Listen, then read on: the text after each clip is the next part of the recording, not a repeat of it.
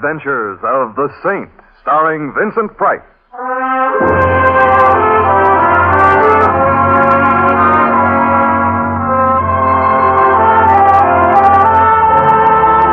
The Saint, based on characters created by Leslie Charteris and known to millions from books, magazines, and motion pictures.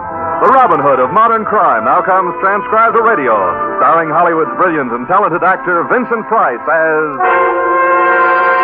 the Saint. What happened? What's wrong? It's shot! Someone shot the man! It's murder! He's been murdered!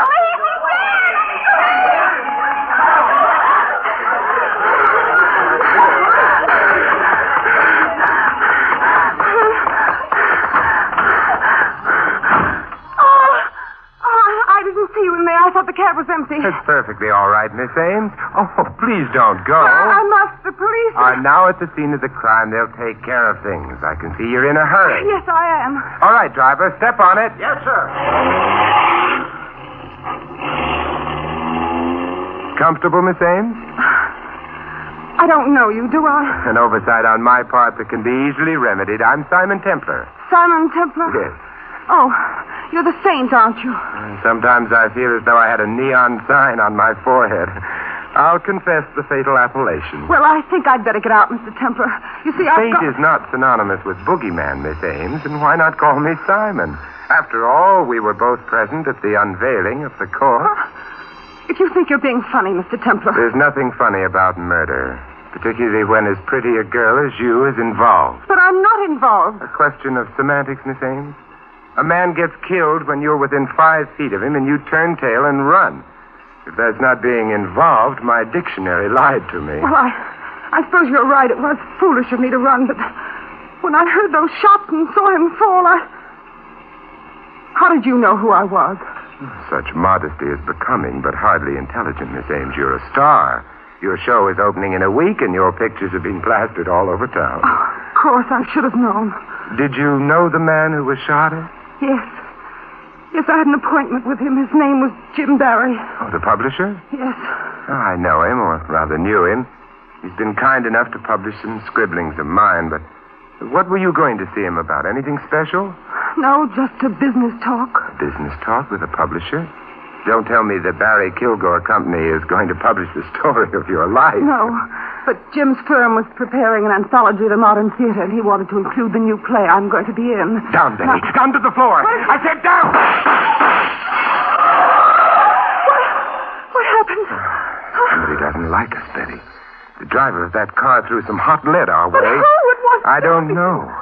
I only saw the glint of a gun out of the corner of my eye. Hey, driver, are you... Simon, is he dead? Wait, I'll see. Now, how do you like that? We get shot at and he faints. I don't blame him. I feel a Well, little... don't. You must be due at the theater for rehearsal about now, and the show must go on, though for the life of me, I've never been able to understand why.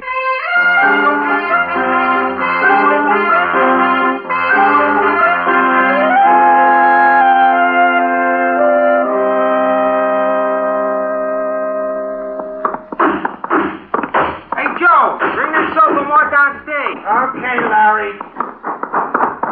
Here's my dressing room, Simon. Oh. You go in and wait for me. I'd have you watch the rehearsal from the wings, but Larry Stevens, our stage manager, is superstitious about it. Okay, Betty, but your sanctified watchdog will be panting on your threshold till you get back. After what's happened, Simon, I'll be glad to know you're close by. See you later. Yeah. Oh, well, might as well wait inside. But really, Vera, I don't know what you mean. I think you do, Helen. Just remember what I told you about Jim Barry, and you'll be... Simon Templar. What in the world are you doing here? Well, now that's what I call a quick switch. Vera Pangburn, lady novelist, gets stage struck. Or are you merely getting material for a novel about backstage? Oh, no. No theater novels for me, Simon. Oh, let me introduce Helen Trask. Helen, this is Simon Templar. How do you do, Mr. Templar? As well as might be. Expected under the circumstances, Miss Trask. I'm not too accustomed to entering one lovely lady's dressing room and finding two others awaiting me. Well, as a matter of fact, Helen and I were waiting for Jim Barry. We thought he was coming here with Betty. Jim Barry? Oh, he's your publisher, isn't he, Vera? Yes. And Helen's, too. Helen's his really latest discovery. She has a new novel coming out. Well, I'm afraid you're going to be disappointed, ladies. Barry's been unexpectedly detained. Oh, and I was so anxious to see Oh, you. why not let me substitute? I'm very good at parlor tricks and small talk. And... Your name, Templar? Yes, it has been for a number of years. I can remember way back when my What's parents... the big idea of keeping Miss Ames away from rehearsal? Oh, did I? Who are you? Oh, Stevens, the stage manager. That's right, and I'm also the guy who doesn't like stage door John. Now, there's something about the way you said that hurts me deeply. Gee, what's that thing in the cuff of your trousers, Stevens? In the cuff of my trousers? Yeah, right here. Now, look here, Templar. I don't know what this is all about, Maybe you don't, but you should know a revolver cartridge when you see one. but... Revolver cartridge. Is that what this is? It is. Where's Betty Ames? Why, in rehearsal, I had them start. And I presume there's a shooting scene in this play? Why, yes, toward the end of the first act, but Well, you'll like me even less after this, but I'm stopping that rehearsal. You can't do that, Templar. I don't. You'll have a dead star on your hand. Betty Ames, are you crazy? I hope so. I hear them. Where's the closest stage entrance? Over there, to your left. I hope you know what you're doing. I'm afraid I do. They're at the shooting scene now. Stop it. Don't shoot. Simon! What is it, Simon? What's the matter? Apparently nothing, but I'm a little amazed at finding you all right. Why shouldn't I be, Simon? Now, there you have me. Quiet, everybody. Templar, I've had enough of this nonsense. You've held up the rehearsal by keeping Betty away, and now you've broken up the end of the first act. Either you get out of this theater, or I'll have you thrown out. You know, Stevens, I must be super sensitive. Why else would I get the idea that you don't like me? No, don't answer. There's something I want to do first. Where's the gun your leading man fired just now, Betty? Why, it's over there on the floor, just a prop gun with blank cartridges. Blank cartridges? So that's it. I've always wondered how people shot in plays had so many lives.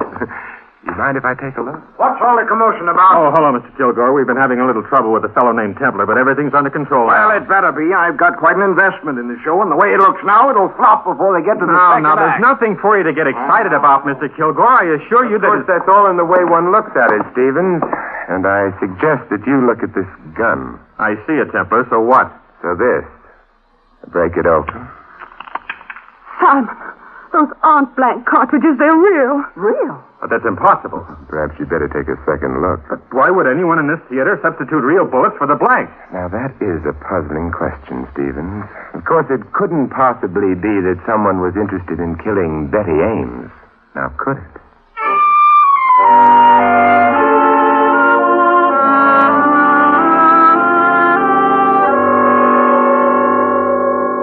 I still don't understand how you knew, Simon. Well, theatrical people may dress somewhat unconventionally, but I thought that Stevens, with revolver cartridges in his trouser cuffs, was going a bit overboard. Fortunately, your leading man is a sensitive soul. He jumped at least a foot when I shouted at him as he fired. Oh, if you hadn't startled him. Yeah, then I doubt that we'd be sitting here in your dressing room. But why should anyone want to kill me? The usual motives are money, jealousy, and fear of discovery. But I'm not rich, and there's no reason for anyone being jealous of me, and I don't know a thing about anyone. Are you certain of that, Betty? Of course I am. You were pretty much in evidence when Jim Barry was killed. So were a dozen other people. Yeah, but perhaps they didn't see what you saw. I didn't see anything. Not the killing, perhaps. But what about, well, a familiar face in the crowd, for example? Familiar face? No, Oh, wait a minute, yes. Yes, I did see someone. The eyes have it you saw the killer.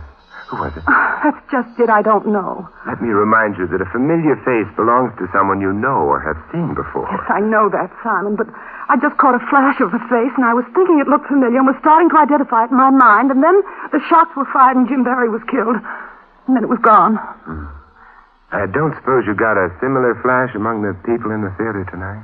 No. Might have been any one of them or none of them. Hardly what I'd call an elucidating statement. Let's put this together. Barry was the publisher for Vera Pangburn and Helen Trask, and both of them were in the theater. Mm-hmm. Kilgore, who put up the money for the show, was Barry's partner in the publishing business, and he was in the theater. Stevens, the stage manager... Had that cartridge in his cuff. Yes, he did, didn't he? So where does that get us, Simon? Exactly nowhere. Well, as my old grandmother used to say, if at first you don't succeed, try checking up on the corpse. Come on, Betty. Let's go to the morgue.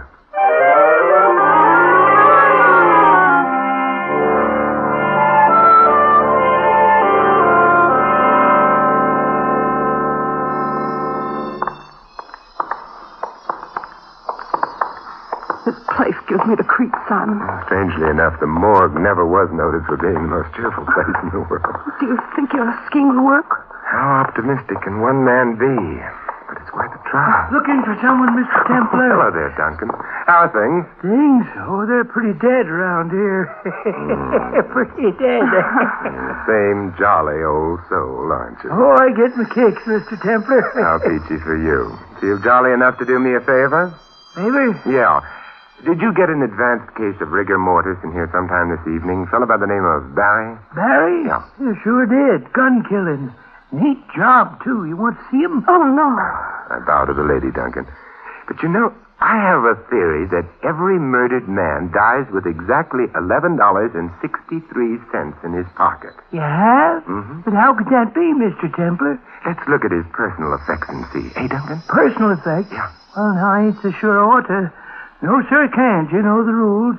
Oh, of course. I'm sorry I mentioned it. But Miss Ames was anxious to see if those opening night tickets to her new show, the ones in your name, that is, could possibly have been lost around here somewhere. Oh. $11.63, you say? Mm-hmm. Well, that's an interesting theory, Mr. Templar. And we can't block the progress of science, can we? No, indeed.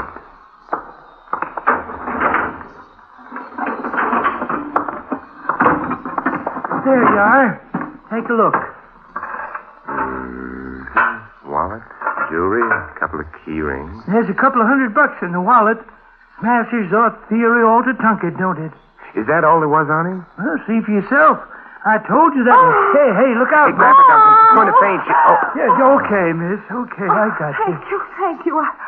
I don't know what happened. Suddenly everything turned black. All right, Betty, don't talk. I'll get you outside. Even an old ghoul like Duncan gets queasy in here sometimes. No, I don't neither. You sure you're okay, miss? Yes, thank you. I'm all right now. Thanks very much, Mr. Duncan. Well, you're welcome. And, them opening night tickets in my name you lost? Oh, you'll find them at the box office in your name, Mr. Duncan. Well, I'm glad you folks dropped in.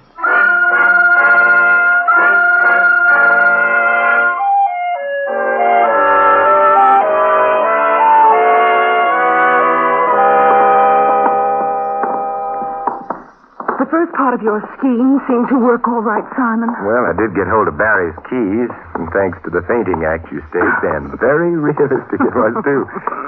But there was little else of interest there. Then what goes on now? I might suggest that we halt right here in front of the office of Barry Kilgore and Company, publishers. Pick out a key that looks as though it fits the lock. And walk right in. There, you see what skill, perseverance, and some petty larceny can accomplish? Now, where's Jim Barry's office? Do you know? Oh, yes. Right over there. Kilgore's the one next to it. There's the light switch on the wall. You'll never make an understudy to a sneak thief by talking about lights, Betty. My flashlight's enough. But I still don't understand what you expect to find up here, Simon. Neither do I, but I'm looking for motives. And what better place to find motives than in the dead man's private files? Let's start with this stuff on the desk. Those are only galley proofs of a book, Simon. So it would appear. What a fascinating title. My Heart's One Romance by Helen Trask. Oh, no. Talk about corn. No motive for murder there. I wonder. What do you mean? This inter-office memo clipped to it. Listen to this. For Pete's sake, Jim, stop publishing this kind of tripe before it ruins us. It's initialed K. K for Kilgore. What do you make of that, Simon? I think Kilgore didn't like the book. But if it's as bad as all that, why was Jim Barry publishing it? Maybe you better take another look at Helen Trask. Oh, you mean you think that Helen and Jim Barry I were... prefer to keep an open and clean mind about these things, Betty. But we do know Kilgore didn't like it. And Kilgore stands to get plenty now that Barry's dead. He becomes sole owner of the business. Simon, someone's coming to the outer office. Very inconsiderate of him. What if it's the police or Jim Barry's murderer? Those suggestions are very inconsiderate of you. What's he doing now, Simon? Not he. There are two people in the office. Are they coming in here? No, they've gone into Kilgore's office. Oh. They didn't turn on the lights, so they must be familiar with the place. Remind me to complain to the owners of this building. They've made these walls so soundproof I can't even recognize the voices, let alone hear... Yeah, we could hear those all right, couldn't we? I'll be right back. No, Simon, please.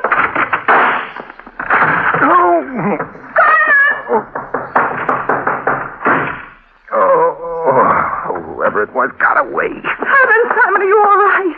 I'll get a doctor. Better make it a carpenter instead, Betty. Carpenter? Yeah, the shots missed, but I certainly smashed up that desk I ran into. Let's find the lights and see how much damage was done.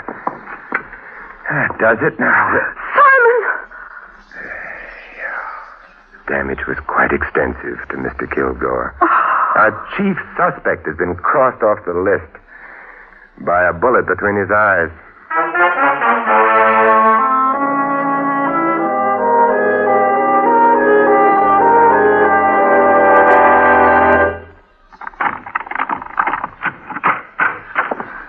Well, at least you got me home safe and sound, Simon. After what's gone on today, I'm beginning to wonder how that happened. Does everything look to be in place? Yes, of course.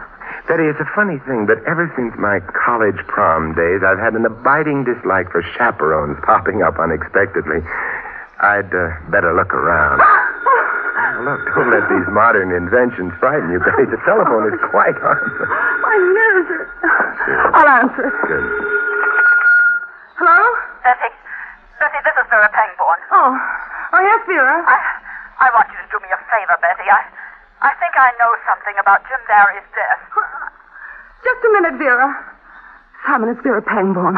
She says she thinks she knows something about the Barry killing. Well, don't be piggish about things. Split the receiver with me and let me listen, too.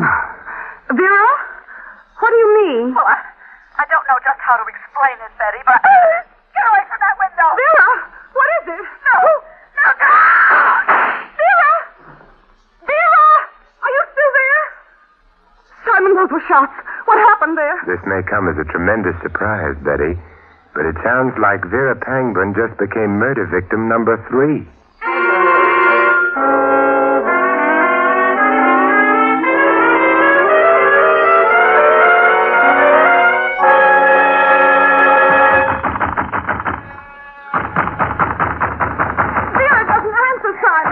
Must use brawn instead of brains.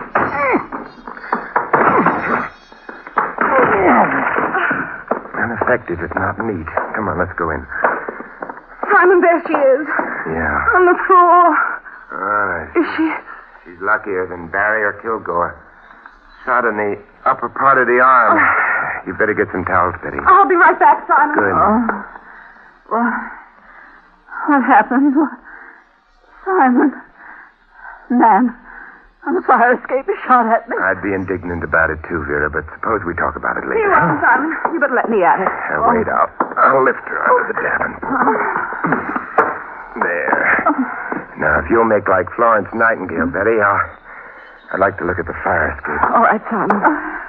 Betty, Poor darling, time for talk later. Let's get you fixed up first. You just relax. Vera, we're here and everything's going to be all right. Thanks, Betty. The view from your fire escape is very disappointing, Vera. Only shattered glass out there. Did this homicidal friend of yours shoot through the window? Yes. I was talking on the phone to Betty. I looked up and saw him. He had a handkerchief over his face, and he shot twice. There you are, Vera. And that'll hold you until we get a doctor. By the way, Vera, not that I'm curious or anything, but what was it you were going to tell Betty over the phone about Jim Barry's murder? I can't tell you, Simon. Well, I'll admit I'm not as pretty as Betty or as feminine. No, I won't say anything. He's already shot at me once. I won't say anything. He'll kill me. All right, Vera, take it easy. You don't have to tell us anything. Simon, we better call a doctor. She's in no condition to be bothered now. Right now, neither am I. Suppose you take care of the medical details and then meet me at Helen's Ask's apartment. At Helen's? Yeah. Is that where you're going now? No, I'm going to Larry Stevens' place. And if that sounds confusing to you, it's no wonder. I'm a little confused myself.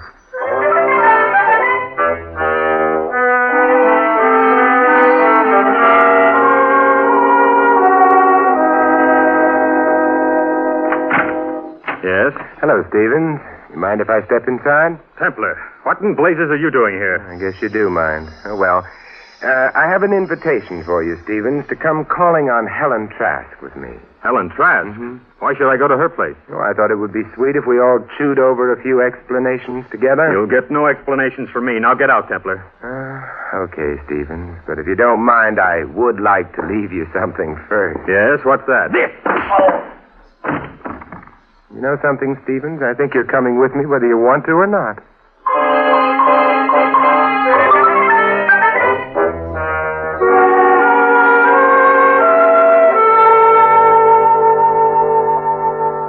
Now that Betty is here, we have a quorum. But I don't understand, Mr. Templar. Why are you all here at my apartment? There's no sense asking him, Helen. He's completely crazy. Stevens, I think you're prejudiced because your jaw still aches a little, Miss Trask, when I entered Betty's dressing room tonight, Vera was saying something to you about Jim Barry. What was it? Why, she was merely warning me against him. Said he had a weakness for young women writers. Well, in your case, that's understandable. Would you say his weakness could account for a rather poor manuscript being accepted? If you're insinuating anything, Mr. Templar... Oh, Helen, of course not. You didn't listen to Vera, did you? Naturally not. Mr. Barry always acted like a perfect gentleman. What are you driving at anyway, Templar? Well, they say I'm a perfectionist, Stevens. I don't like ragged details hanging over, and that snatch of conversation intrigued me. Something else intrigues me, too, that cartridge in the trouser cuff episode. You really are determined to play Sherlock Holmes, aren't you? Well, if it'll relieve your mind any, on my way to Betty's dressing room, I bumped into a prop table. Box of what I thought were blank cartridges spilled against me and onto the floor. And do you think that there might have been some loaded cartridges among the blanks and that one of them lodged in your cuff? That's it exactly. A very simple explanation. Yes, almost too simple. Did you try to check this theory of yours? Well, I tried to, but when I got back to the table, the box was gone. Which, of course, makes it even simpler. Do you mind if I use your phone, Helen? Phone? Oh, why, no, not at all. Thanks. You calling the police, Simon? No, Vera Pangman. Vera Pangman? That's right. Hello? Oh, yes, doctor. How's Miss Pangman? Oh, that's fine. Give her a message, will you, please? Tell her Simon Templar called, and she needn't worry about that killer any longer. That's right. Betty Ames has remembered who it was she saw at the scene of the murder, and that's all the evidence we need.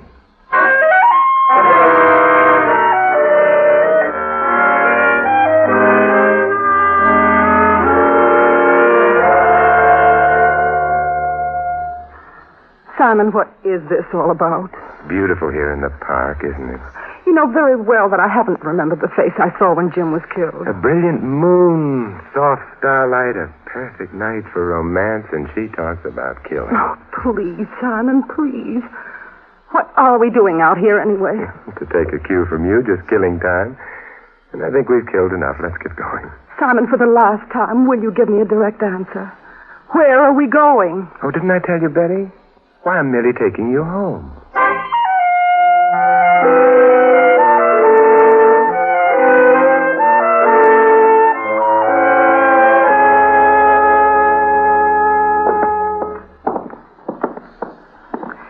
Here's my door, Simon. I can find my way in alone. Don't you think the least I can do is to search the apartment for you again? That won't be necessary, thank you. Good night. Well, at least allow me to turn the lights on for you. There, you satisfied? Now you can see for yourself that there's... Oh. Yes, I can see quite well. Hello, Vera. Shut that door, Simon, quickly. I never argue with a lady, Vera, particularly when she's got a gun in her hand. That's better. I thought that phone call of yours might have been a trap, Simon, but I had to make sure. And now that you apparently have made sure, Vera? You and Betty are going to join the others. Simon! Tell me why you killed Jim Barry, Vera. Was he your husband? Pretty smart, aren't you, Simon? That's right. Jim was my husband. Yes, I thought so. Jealousy was the only motive I could figure for you. Every young woman who came along and thought she could write turned his head. That Helen Trask. A high school girl could write a better book than she did. But Jim Barry was going to divorce you and marry her, wasn't he? Yes. And now Jim's dead. And Kilgore's dead because he suspected me. And you're going to die, too. Right now. No, you don't. Give me that gun. She's going to shoot me. No, she isn't. Are you, Vera? No. No. Oh, Simon. Oh, Simon. Simon, I was so scared. You know something, Betty? So was I.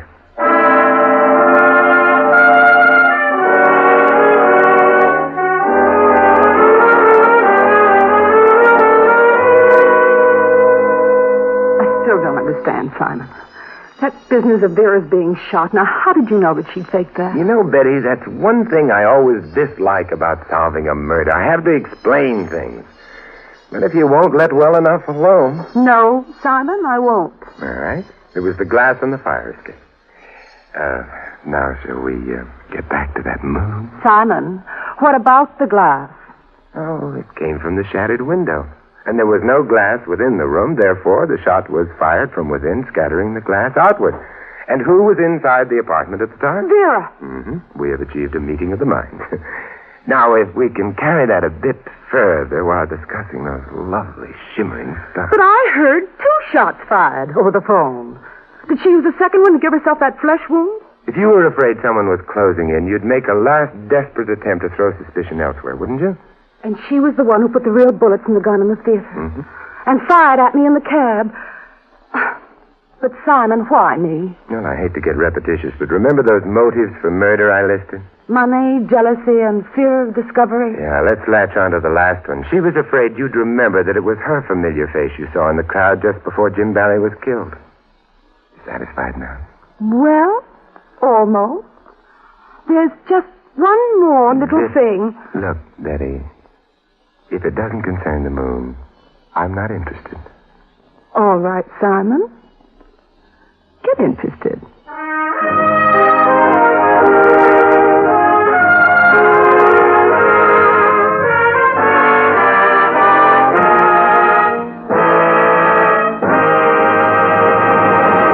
You have been listening to another transcribed adventure of the Saint, the Robin Hood of modern crime. Now here's our star, Vincent Price. Ladies and gentlemen, as good citizens, we have the entire sphere of American life in which to use our heritage.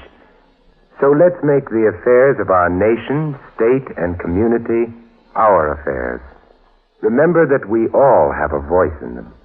Use that voice and use it well and often. Only then can we set an example of freedom, knowing that our own American heritage is secure. This is Vincent Price inviting you to join us again next week at this same time for another exciting adventure of the Saint. Good night.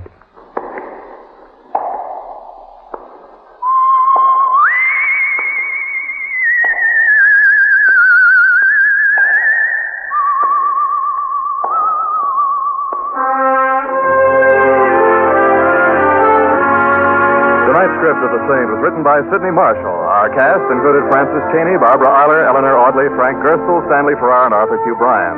Music was composed and conducted by Von Dexter. The Saint, based on characters created by Leslie Charteris, is a James L. Safier production and is directed by Helen Mack. Vincent Price is soon to be seen co-starring in RKO's production of His Kind of Woman. All you Saint fans will be glad to know that the Saint comic books are on sale at all newsstands. Your announcer is Don Stanley. Programs, get your programs, dear. Following now on NBC are 2 stellar programs you'll want to stay tuned for. Listen next for another exciting adventure mystery on the adventures of Sam Spade. Then hear the NBC Symphony's summer concert with guest artists Helen Traubel and Vladimir Goldsman. And congratulations to station WWJ Detroit on this, their 30th anniversary of broadcasting. This is NBC, the national broadcast.